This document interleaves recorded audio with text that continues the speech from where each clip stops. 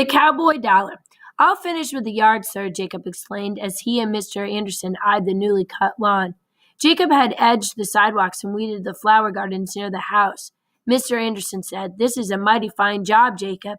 An old man like myself can't get on my knees for all this gardening anymore. A good job like this deserves a special payment."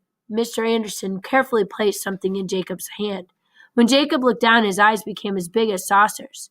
"It's a silver dollar. Silver dollars are very special," Mr. Anderson told Jacob. "They're quite valuable. But this one is worth more than money. See the date? It's 1882. That was during the cowboy era." Mr. Anderson explained that it was Morgan's silver dollar, one of the first silver dollars minted in the United States. "Gee, thanks, Mr. Anderson," Jacob exclaimed. Jacob strolled down the street. He stuck his hand in his pocket to clutch the silver dollar.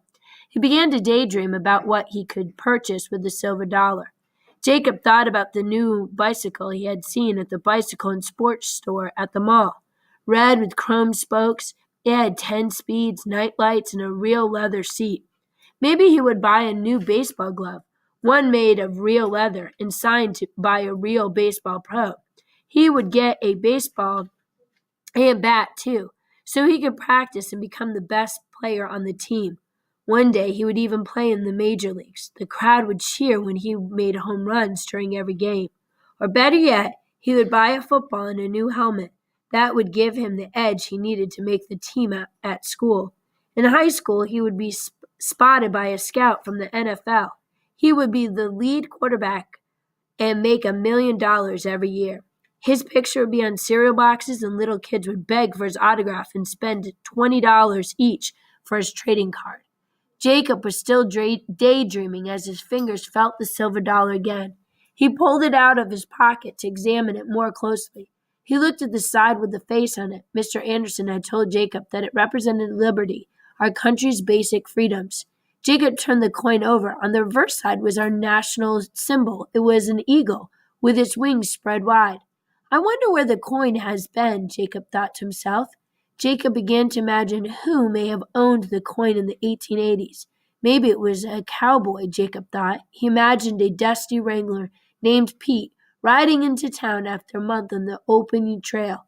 The cattle are now safely delivered at the stockyards, and Pete moseys into the local delicatessen with his spurs jingling as his boots clamping on the wooden floor. This would be the first home-cooked meal in over 30 days. Pete eats a big steak and chunk of apple pie. He tosses the silver dollar on the counter. The waitress smiles and slips the coin into her apron pocket.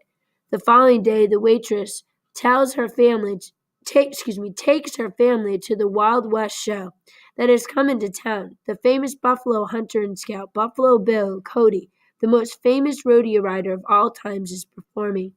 Charming Buffalo Bill performs daring feats of skills on his famous horse, Buckskin Joe. Calamity Jane performs daring sharpshooting feats while racing around the ring astride a galloping horse. Jacob brought his thoughts back to the present day. Now I know what Mr. Anderson meant about this coin being worth more than money, he thought to himself. Jacob knew that his historical Morgan silver dollar was much too special to spend.